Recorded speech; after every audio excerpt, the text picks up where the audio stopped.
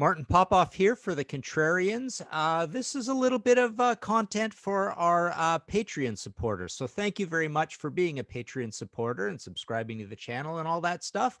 So yeah, this is actually something I think I'm going to have as my uniform way of providing Patreon content, and it's building on our episode of bands that you won't see on the Contrarians because I don't feel personally um, that this is a particularly contrarian choice for favorite album by a band. So I mean, you could basically call this "What is Martin's favorite album by this band?" kind of thing. And the one I want to do today is Ratt.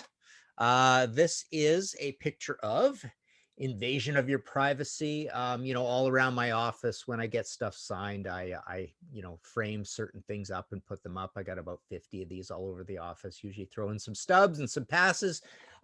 So yeah, this is my favorite Ratt album, Invasion of Your Privacies. And I don't think it is a very contrarian choice. I have a feeling that, most voters, if you took a poll on Ratt, would either pick the debut, which is an amazing album as well, or Invasion, which is sort of like the, we're very excited to be where we are.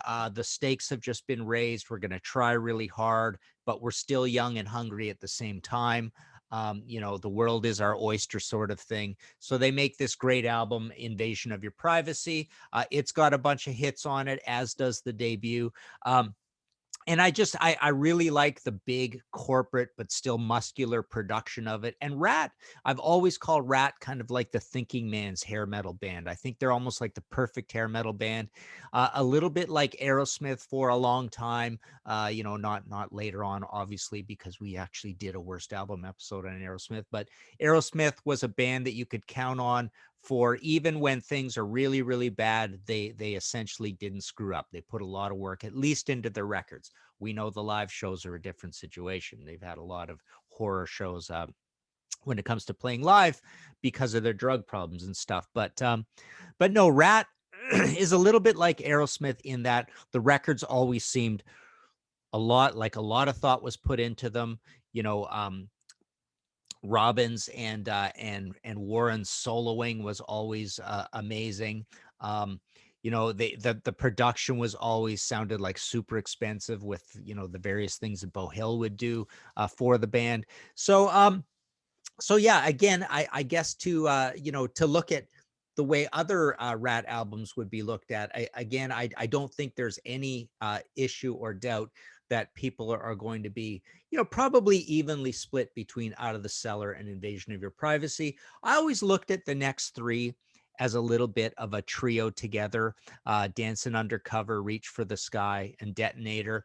I always found that it's a little bit past Ratt's time. Ratt is almost in this sort of realm. They're almost like music is moving so fast in the hair metal world, especially in California, that Ratt is now seen as part of that early generation of the hair metal bands, along with Twisted Sister and Dokken and Motley Crue and Quiet Riot. And they're possibly running out of steam a little bit. I know, they're having their own problems, interpersonal problems, tug of wars over songwriting, fights with the label, fights with the producer. Bo Hill, I remember I interviewed him once and he said, "Oh man, they would fire me on every album. And then I'd be back and blah, blah, blah." So it was just a drama the whole time.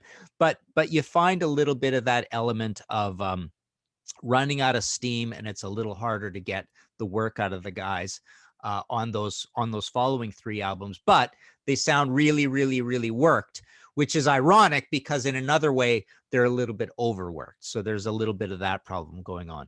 And then, of course, later on, you've got, again, Ratt never screwed up. They always made super, super good albums. So you get three albums that are very different from each other.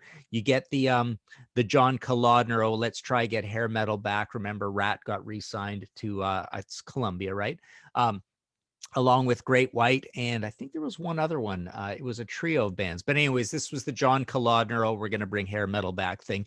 And so they did the self-titled album, which again, it's a little bit, it does feel like part of that trio of the tired and overworked Ratt albums. And then there's a low budget album that is essentially a bunch of demos, which I love, called Collage, which sounds amazing to me.